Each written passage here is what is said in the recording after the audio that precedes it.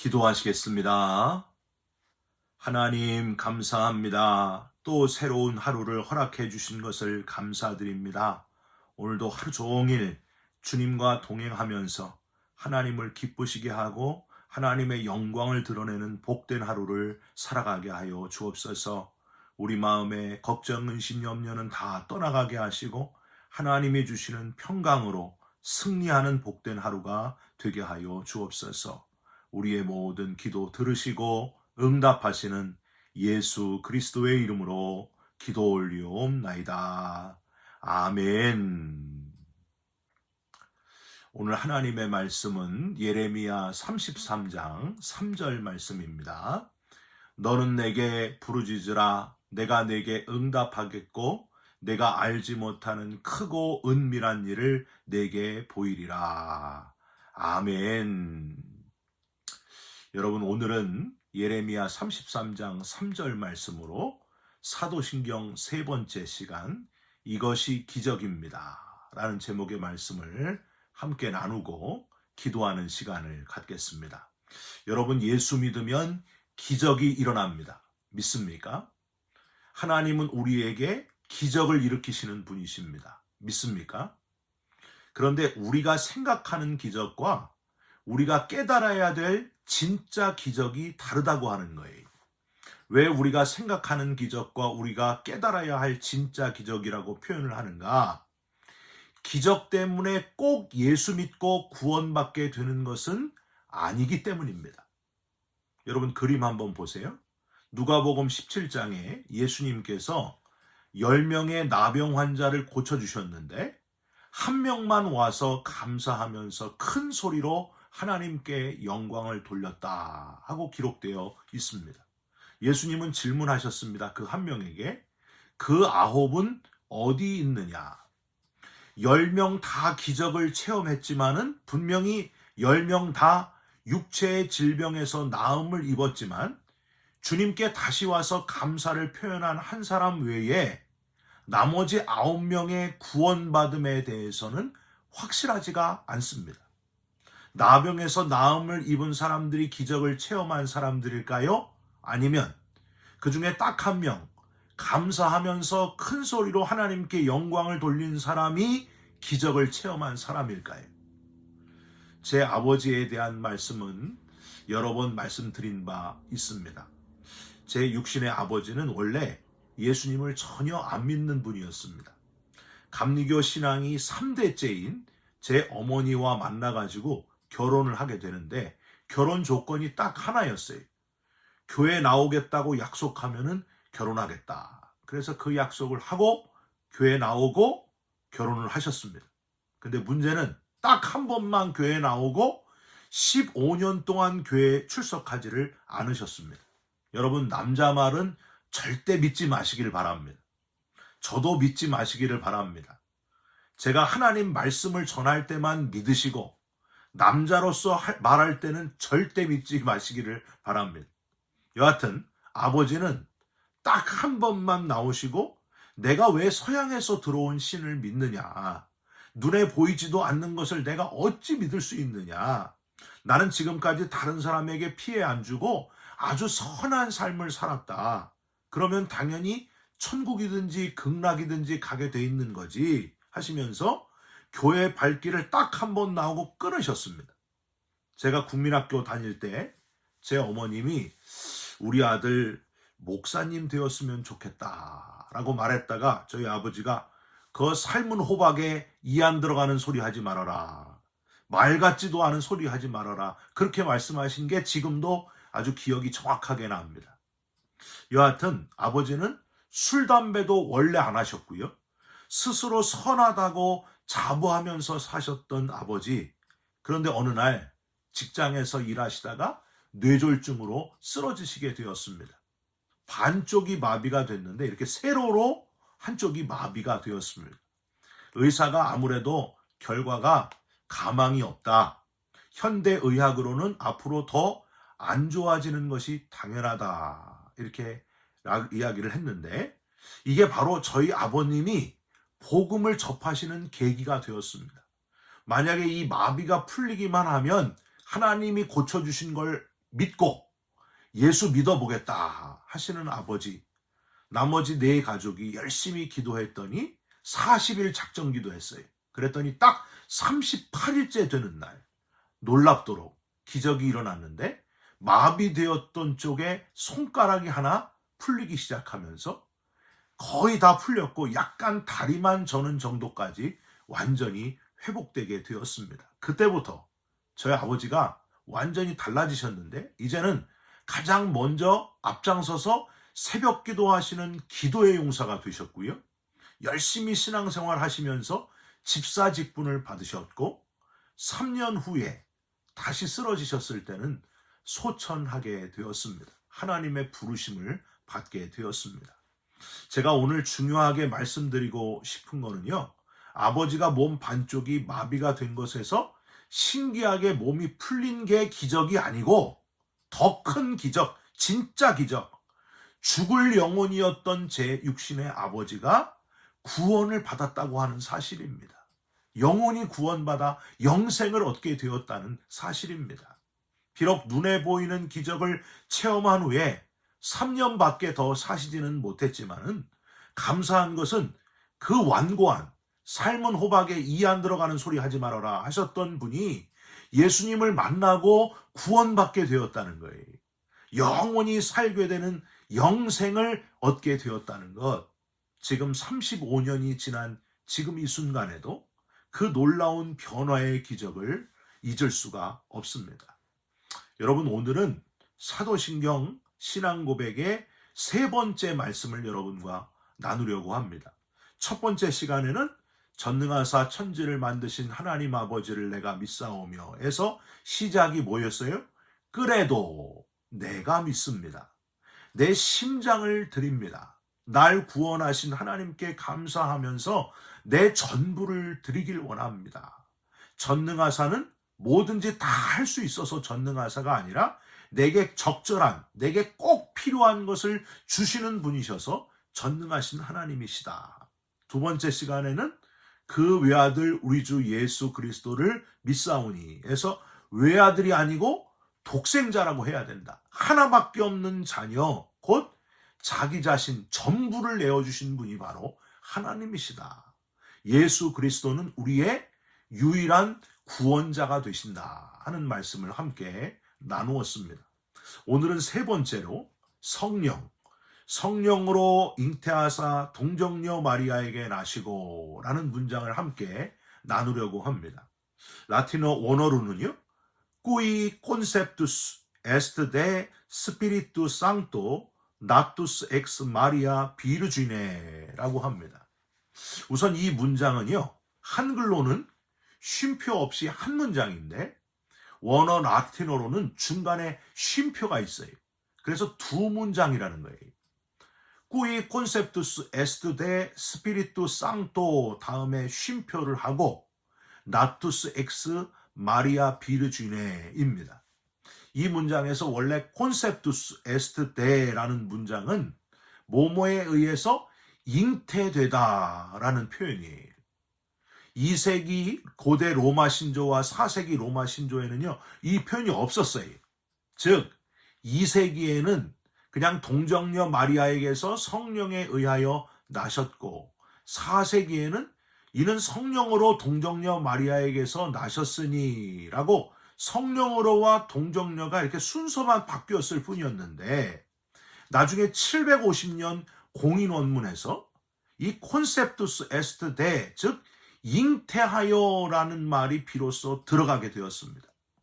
그래서 이는 성령으로 잉태하사 동정녀 마리아에게 나시고가 되었다는 거예요. 그런데 왜 잉태하여라는 표현이 들어가게 됐는가? 이게 중요해요. 여러분, 왜 들어갔을까요? 초대 기독교의 이단들 가운데 가연설을 주장하는 사람들이 있었기 때문입니다. 가연설이 뭐냐 하면 가정하여 나타났다. 하나님이 인간인 것처럼 가면을 쓰고 오셨다. 이렇게 주장하는 자들이 있었습니다. 예수님은 참 신이시고 참 인간이신 것을 인정하지 않는 거예요. 가연설 주장자들은 예수님은 참 신일 뿐이지 인간은 아니다. 십자가에서 죽은 척 하셨다. 아픈 척 하셨다. 신이 왜 아픈가? 이렇게 주장하는 잘못된 이들이었습니다. 이들을 경계하고자 분명히 했던 고백이 바로 예수님은 참 신이지만 또한 우리가 육체를 가지고 있어 겪는 모든 것을 다 그대로 겪으신, 우리처럼 되어주신 참 인간이심을 표현하고자 해서 잉태하여라는 말이 추가로 들어가게 되었습니다. 여러분, 우리는 여기서 첫 번째 기적을 발견할 수 있어야 됩니다.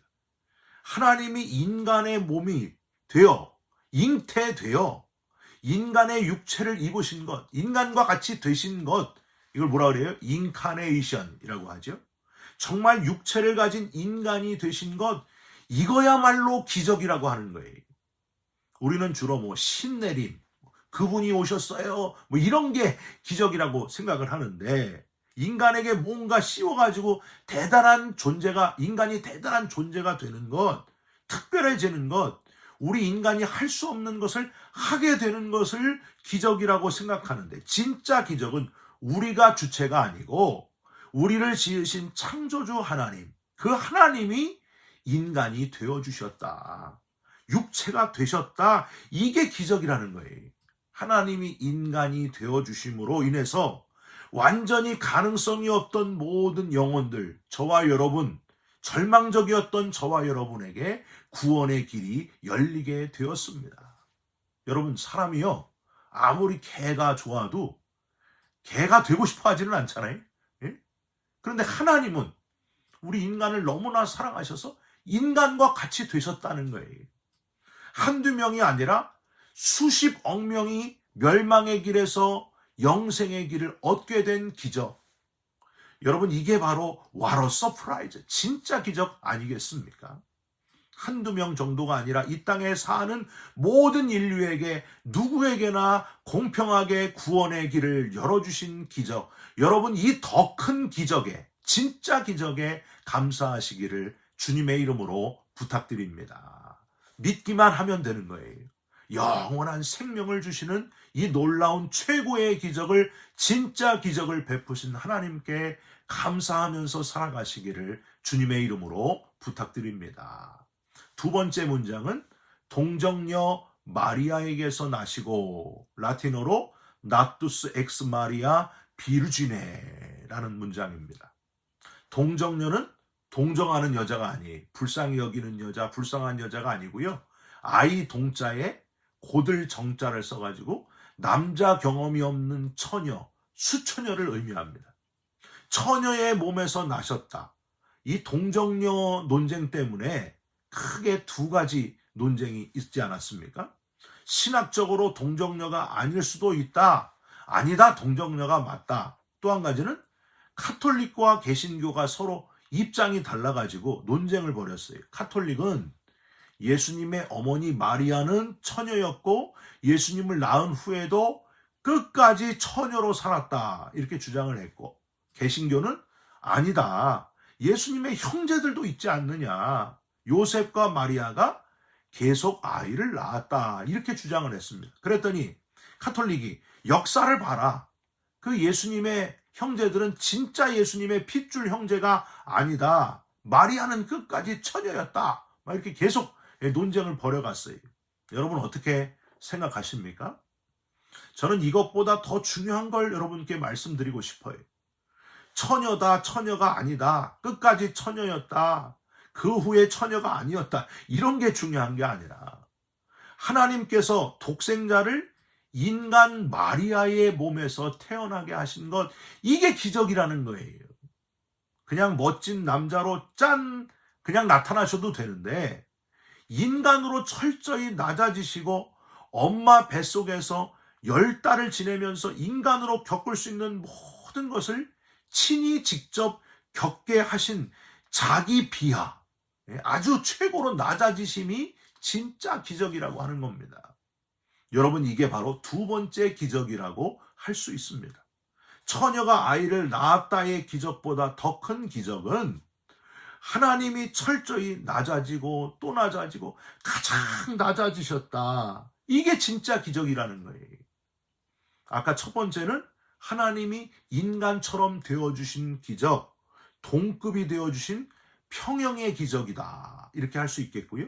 지금 이 두 번째는 방향성에 있어서 아래로 낮아지신 기적. 모든 종교는요, 방향이 다 위를 향하고 있잖아요.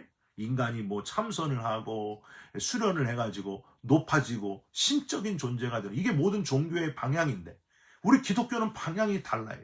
아래로 낮아지시는 거예요. 하나님이 인간이 되신 거예요. 하나님의 내리사랑이다. 이렇게 표현할 수 있습니다. 기독교는 방향이 위로가 아니고 아래로인 거예요. 하나님은 오히려 반대이셨다고 하는 겁니다. 신이신데 인간으로 먼저 낮아지셨다는 사실, 은혜라고 밖에는 표현할 수가 없습니다. 이래서 진짜 기적이라고 하는 거예요. 우리는 그 은혜, 그 기적에 감사해서 내가 할 수 있는 것, 그 은혜를 갚기 위해서 최선을 다해서 살아가는 것, 이게 바로 진짜 기적을 아는 사람의 모습이라고 하는 겁니다. 또한 저와 여러분도 낮아지시는 이 기적을 일으키신 하나님을 닮아서 제자들의 발을 씻기신, 철저하게 낮아지신 예수님을 닮아서 낮아지는 성도님들이 되시기를 부탁드립니다. 낮아짐이 곧 기적을 일으키는 사람의 모습이라고 하는 거예요. 많은 사람들이 존경하는 슈바이처 박사님 있잖아요. 사진 보시죠. 이 슈바이처는 노벨상 시상식에 참석하기 위해서 아프리카를 떠나 파리까지 가가지고 거기서 다시 기차를 타고 덴마크로 가게 될 계획이었습니다. 그런데 그가 파리에 도착했다는 소식이 들려가지고 신문 기자들이 취재를 하려고 그가 탄 기차로 몰려들었습니다. 슈바이처는 영국 황실로부터 백작 칭호를 받은 귀족이었습니다. 그래서 슈바이처 박사를 막 찾아보려고 기자들이 우르르 몰려다녔습니다. 먼저 특등실로 달려갔습니다. 근데 없는 거예요. 도저히 찾을 수가 없습니다. 그래서 1등 칸으로 몰려가서 찾아봤지만은 거기에도 없었습니다. 그래서 또다시 2등 칸으로 가봤지만은 거기서도 찾지 못했습니다. 그래서 기자들은 모두 허탈한 나머지 돌아가 버렸습니다. 그런데 영국 기자 한 사람이 혹시나 하고 3등 칸을 기웃거리다가 뜻밖의 거기서 슈바이처 박사를 발견하게 됩니다. 가난에 찌든 사람들이 딱딱한 나무 의자에 꽉 끼어 앉아서 쾌쾌한 악취로 가득한 3등 칸 한 구석에 쭈그리고 앉아가지고 슈바이처 박사님은 그들을 진찰하고 있었습니다. 놀란 기자가 그에게 특등실로 빨리 가십시다 했더니 슈바이처 박사는 들은 척도 하지 않았습니다. 기자가 가까이 가서 물어봅니다. 박사님, 어떻게 3등 칸에 타셨습니까? 그랬더니 예, 이 기차는 4등 칸이 없어가지고요. 이렇게 답했다고 합니다. 제 어머님이 하신 말씀 중에 이런 말씀이 있어요. 아들 목사는 목이 고든 사람이 돼서는 안 된다. 목이 고든 사람이 목사가 아니고 목숨을 내놓는 사람, 다 내어주어야 하는 사람이 목사다. 낮아져야 목사다. 져줘야 목사다. 그 말씀이 지금도 생각이 납니다. 여러분, 하나님의 낮아지심을 본받아서 낮아질 수 없는 상황인데도 철저히 낮아지는 진짜 기적을 일으키는 저와 여러분들이 되시기를 주님의 이름으로 부탁드립니다. 마지막으로 이 모든 것, 잉태되어 동정녀의 몸으로 철저히 낮아져서 인간이 되신 이 모든 것은 바로 성령의 역사였다고 하는 거예요. 성령의 사역이었습니다. 성령으로 잉태하사 동정녀 마리아에게 나시고 성령으로 스피리투 상토, 성령의 가장 중요한 역할이 바로 이거였습니다. 하나님께서 인간이 되도록 동정녀의 몸으로 참 인간으로 철저히 낮아지셔서 구원의 역사를 일으키시는 성령. 여러분, 이 성령의 기적을 믿으십니까? 성령의 사람, 기적의 사람이 꼭 되시기를 주님의 이름으로 부탁드립니다. 우리는 성령에 대해서 성령은 막 불러 뜨거우면서 막 방언의 은사 받고 막 열정적으로 막 그런 것만 생각을 해요. 그런 거에만 집착을 합니다. 그런데 정말 성령의 사람, 성령 충만한 사람은요, 하나님이 독생자를 잉태하여 태어나게 하신 이 놀라운 사랑을 깨닫고 철저히 낮아지는 사람입니다. 그래서 구원의 역사, 최고의 역사, 구원의 역사를 일으키는 사람이 바로 성령의 사람이라고 하는 거예요. 사도행전 1장 8절, 오직 성령이 너희에게 임하시면 너희가 권능을 받고 예루살렘과 온 유대와 사마리아와 땅끝까지 이르러 내 증인이 되리라 하시니라. 내 증인, 한 사람이라도 더 구원받게 하는 역사, 그게 성령의 사역이라고 하는 겁니다. 성령의 사람이 되면 그 사람같이 되어주게 되고, 낮아지는 자리, 섬기는 자리, 그 자리에 앞장서게 되고, 그리하여 마침내 구원의 역사가 일어나게 된다고 하는 겁니다. 성령의 단비를 부어주셔서 새로운 생명을 주옵소서 하고 우리가 찬송하잖아요.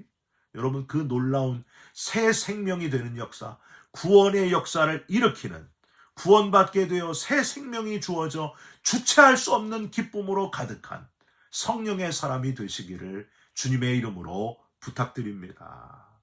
오늘 말씀을 시작하면서 가장 먼저 읽은 말씀, 예레미야 33장 3절, 너는 내게 부르짖으라 내가 내게 응답하겠고 내가 알지 못하는 크고 은밀한 일을 내게 보이리라. 우리가 기도하는 내용이 이제 좀 바뀌었으면 좋겠습니다. 달라졌으면 좋겠습니다. 성령의 역사가 나타나도록 기도했으면 좋겠어요. 하나님 이거 주시고 건강 주시고 돈 주시고 자녀 잘 되게 해주시고 이런 기도 말고 성령의 역사가 내 삶 속에 일어나게 하여 주시옵소서 하고 기도하셨으면 좋겠습니다.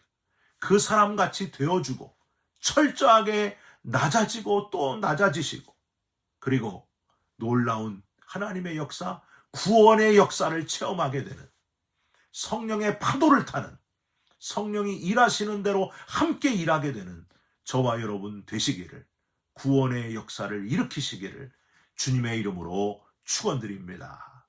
기도하겠습니다. 하나님, 이 시간에도 기적을 일으키시는 하나님이신 것을 믿습니다.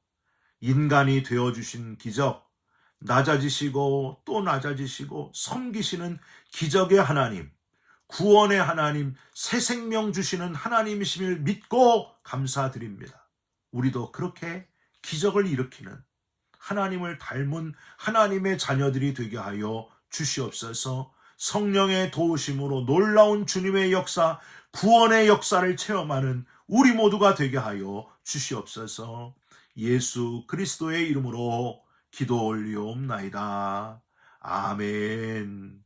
하늘에 계신 우리 아버지여, 이름이 거룩히 여김을 받으시오며 나라가 임하옵시며 뜻이 하늘에서 이룬 것 같이 땅에서도 이루어지이다.